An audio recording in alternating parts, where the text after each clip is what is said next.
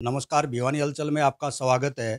इस वक्त हमारे साथ एक ऐसी बेटी मौजूद है, जिन्होंने हाल ही में राष्ट्रीय पात्रता परीक्षा पास की है।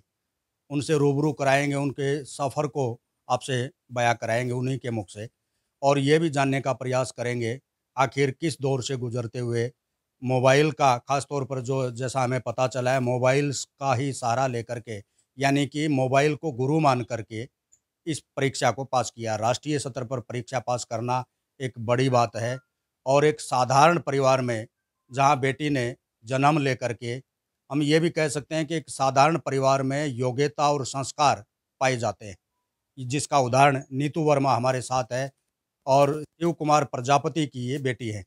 जैसा कि आप लोग जानते हैं, भिवानी में शिव कुमार प्रजापति एक सोशल वर्कर के तौर पर जाने जाते हैं। बिटिया, आप बताओ, आपका नाम नीतू वर्मा है। आपने कब से तैयारी की और कितने घंटे आपने लगभग पढ़ाई की? ये जो अभी मैंने रिसेंटली यूजीसी नेट क्वालिफ़ाई किया है, ये मेरा 3rd अटेम्प्ट था। उससे पहले मैंने 2 बार भी अटेम्प्ट किया है। उसमें मैं माइनर से डिफरेंस से रह गई थी। जब कट ऑफ 90 परसेंटाइल जाता था, अब की बार 92 गया है और मैंने जो है 95.9 अचीव किया है। मैंने जब तैयारी स्टार्ट की थी, तो स्टार्टिंग में मुझे लगता था कि बस हो जाएगा मेरा, थोड़े से डिफरेंस से रह गया। फिर मैंने और मेहनत की। मैं डिमोटिवेट नहीं हुई उस चीज़ से। तो क्या है, कुछ सीखने को मिला। जिनको फर्स्ट टाइम अटेम्प्ट हो जाता है, उनको क्या लगता है कि उनको सब कुछ आ गया है। लेकिन मेरा क्या, ये 3rd अटेम्प्ट में, तो मुझे क्या है, फर्स्ट जो स्टार्टिंग के 2 अटेम्प्ट्स हैं, उसमें मेरे को और सीखने को मिला कि मेरी कहाँ कमी रह गई थी। तो मैंने ज़्यादा से ज़्यादा पढ़ाई करने की कोशिश की और प्रीवियस पेपर्स ज़्यादा देखे और मैंने मोस्टली जो है यूट्यूब पे तलवीर सर की वीडियोज़ ज़्यादा देखी है। उन्होंने वो एक बहुत अच्छे मोटिवेटर भी है और एजुकेटर भी है। आपका सब्जेक्ट कौन-सा रहा है? मेरा सब्जेक्ट कॉमर्स रहा है। आपने शुरुआत से ही टारगेट बनाया हुआ था, इसको अचीव करने का, या कोई अदर भी कोई आपका टॉपिक था या कोई अलग किसी फ़ील्ड में जाने की? नहीं, मेरे को टीचिंग में ही जाना है। मेरा मेन मोटिव तो क्या है, पीएचडी करना है। अभी सिर्फ़ मेरा नेट क्वालीफाई हुआ है, जेआरएफ क्वालीफाई नहीं हुआ है। जेआरएफ की कट ऑफ 98 परसेंटाइल गई है, मेरा 95.9 है। क्या लगता है आपको, ये क्या है नेट जो क्लियर किया आपने राष्ट्रीय पात्रता परीक्षा, और ये आमतौर पर आप बेटी होने के नाते यहाँ तक पहुँचने में कितनी कठिनाई आपको महसूस हुई? कोई पारिवारिक दिक्कत हुई या कोई ख़ास तौर पर कोई कोचिंग वगैरह की आवश्यकता महसूस हो रही थी आपको, जो आप ले नहीं पाए? या फिर आपने मजबूरीवश मोबाइल का सहारा लिया, या एक मोबाइल हथियार है आम बच्चे के लिए? क्या कहना चाहेंगे? नहीं, मेरे को इसमें मतलब कोई भी दिक्कत नहीं हुई। बस इससे मुझे पता चला, फर्स्ट अटेम्प्ट तो मैंने सिर्फ़ देखने के लिए दिया था कि एग्ज़ाम कैसा आता है, उसका लेवल कैसा आता है। अब सेकंड एग्ज़ाम में फिर मुझे पता चला कि दोबारा से देने के बाद मेरी कहाँ कमी रह गई, और लास्ट वाला जो 3rd अटेम्प्ट था, उसमें तो मैंने ये अचीव ही कर लिया है, यूजीसी नेट क्वालीफाई कर लिया है और इसके लिए मैं क्या है, यूनिवर्सिटी वगैरह में और कॉलेज वगैरह में एलिजिबल हो गई हूँ असिस्टेंट प्रोफ़ेसर के लिए। अगर मैं वहाँ पे करती हूँ तो, और अगर मान लो एंट्रेंस भी होता है और अप्लाई करती हूँ, उसके बाद फिर मैं वहाँ पे क्या है, टीचिंग करने के लिए एलिजिबल हूँ। आप बेटियों को क्या कहना चाहेंगे, जो आप जैसी बेटियां हैं, जो साधारण घर में जन्मी हैं, पली पली हैं, और जो विशेष तौर पर जो बाहर जाकर के कोचिंग वगैरह नहीं ले सकती, और जिनका सपना होता है एक राष्ट्रीय पात्रता परीक्षा पास करना, उनको क्या कहेंगे? किस रूप में कितने घंटे तैयारी करें, कैसे करें, और मोबाइल की कितनी वो गुरु मान सकते हैं?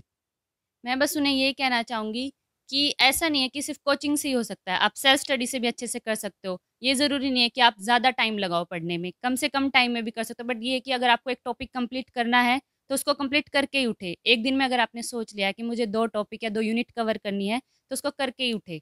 ऐसे नहीं है कि 5 मिनट पढ़ लिया, 10 मिनट, मतलब जितने मिनट भी या फिर जितने आवर भी आप पढ़ रहे हो, कंसंट्रेशन के साथ पढ़ो, टॉपिक क्लियर होना चाहिए। अदरवाइज़ आप घर पे कर सकते हो। कोचिंग की मेरे को नहीं लगता कि कोई नीड है इसके लिए या फिर कहीं सब्सक्रिप्शन लेने की ज़रूरत है। आपने कितने घंटे पढ़ाई की? मैंने 6 से 8 घंटे पढ़ाई की है। बेटियों को क्या कहना चाहेंगे? खास तौर पर बेटियों की हम बार-बार में इसलिए टॉपिक छेड़ रहे हैं। अनेकों ऐसी बेटियां हैं जो राष्ट्रीय पात्रता परीक्षा पास करने के लिए प्रयासरत रहती हैं, लेकिन वो किसी कारणवश क्वालीफाई नहीं कर पाती। मैं उन्हें यही कहना चाहूँगी कि डिमोटिवेट ना होए, जहाँ पे भी उनकी कमी रह गई है, तो वो उसको सुधारें और प्रीवियस पेपर ज़्यादा अगर ये परीक्षा पास करना चाहते हैं, तो प्रीवियस पेपर पे ज़्यादा ध्यान दें। सब्जेक्ट के अलावा जैसे कॉमन जो एक पेपर होता है, हाँ। उसकी बात कर रहे हैं आप? हाँ। 2 पेपर होते हैं, पेपर 1 जो तो कॉमन होता है सबके लिए, और जो पेपर 2 है वो सब्जेक्ट रिलेटेड होता है। जैसे मेरा कॉमर्स है, तो पेपर 2 में पूरा कॉमर्स से रिलेटेड आता है। किसी का इकोनॉमिक्स होता है, हिंदी होता है, साइकोलॉजी होता है, पॉलिटिकल साइंस वाला होता है। जो पेपर 1 है, दोनों में 10-10 यूनिट्स होती है, पेपर 1 में भी 10 यूनिट्स है। तो 10 यूनिट्स के से रिलेटेड मैं ये कहना चाहूँगी कि मोस्टली पेपर 1 में अगर अच्छा स्कोर कर लिया ना आपने, तो आपका यूजीसी नेट क्वालीफाई हो जाएगा। कॉमन पेपर सभी का बराबर होता है, सेम होता है, सब्जेक्ट को छोड़ करके। कॉमन कॉमन पेपर में किस प्रकार की तैयारी करें? पेपर 1 जो है वो उसमें 50 क्वेश्चंस होते हैं, 100 मार्क्स का होता है और जो पेपर 2 है उसमें 100 क्वेश्चन होते हैं, 200 मार्क्स का, मतलब टोटल जो है 300 मार्क्स का एग्ज़ाम होता है। जो पेपर 1 है उसमें 10 यूनिट्स हैं, तो 10 यूनिट्स में मैं यही कहना चाहूँगी कि जो डीआई वगैरह है, मतलब डाटा इंटरप्रिटेशन और जो कम्युनिकेशन से रिलेटेड या कॉम्प्रिहेंशन से रिलेटेड है, उस पे ज़्यादा ध्यान दें, वो ज़्यादा स्कोरिंग है। फर्स्ट सब्जेक्ट जो पेपर फर्स्ट पेपर है वो ज़्यादा स्कोरिंग है, उसमें अच्छा मार्क्स कर लिए आपने स्कोर, तो आप यूजीसी नेट क्वालीफाई कर पाओगे। केवल मोबाइल से गाइड लेना संभव नहीं होता है। आपने कहाँ गाइड की? मुझे मेरे टीचर्स ने भी गाइड किया है। स्टार्टिंग में जब मैंने मास्टर्स की थी सीबीएल यूनिवर्सिटी से, तो वहाँ के टीचर्स काफ़ी अच्छे थे। उन्होंने मेरे को तभी गाइड किया था, लेकिन मैंने जब उस टाइम अटेम्प्ट नहीं किया था एग्ज़ाम, उसके बाद फिर मैंने बीएड किया है। तो फिर मैंने बाद में जाके जब फ्री हो गए, तब मैंने अटेम्प्ट किया था एग्ज़ाम अच्छे से, तो अब मेरा क्लियर हो गया है। एम क्या है आपका? मेरा एम पीएचडी करना है। मैं चाहती हूँ कि मेरे नाम के आगे डॉक्टर लग जाए, मेरे पापा बहुत प्राउड फ़ील करें। डॉक्टर नीतू वर्मा हो जाएगा, उसके बाद में क्या चाहेंगे आप? मैं टीच करना चाहूँगी कि बच्चों को, मतलब जो कुछ ऐसे बच्चे, मैं भी अपना यूट्यूब चैनल बनाना चाहूँगी, जो ऐसे बच्चे जो कोचिंग नहीं ले सकते, उनको फ्री में पढ़ा सकूँ। अनेकों ऐसे बेटियां हैं, बेटे हैं, जो खास तौर पर कोचिंग में असमर्था ज़ाहिर करते हैं कहीं न कहीं। और जैसा आपको हमने सुना, आपके फ़ादर से भी बातचीत की, तो उन्होंने बताया केवल मोबाइल को गुरु मान करके इन्होंने तैयारी की है। और ख़ास तौर पर आज हर मोबाइल बच्चे के हाथ में होता है। तो हमने आपसे जानने का प्रयास यही किया ताकि आम बच्चों को आपके माध्यम से कैसे प्रेरणा मिले। शिव कुमार जी, आपकी बेटी काफ़ी टैलेंटेड फ़िलहाल नज़र आ रही है, क्योंकि अभी राष्ट्रीय पात्रता परीक्षा पास की है। आप क्या कहना चाहेंगे इनके बारे में? जी, मैं तो यही चाहता हूँ कि इसका भविष्य सुरक्षित हो। इसको शुभकामनाएँ देता हूँ और आप लोगों की सब जो दुआ हैं, तो ये अपने एम को प्राप्त करे, अपने टारगेट को प्राप्त करे। मेरी तो इनसे यही इच्छा है।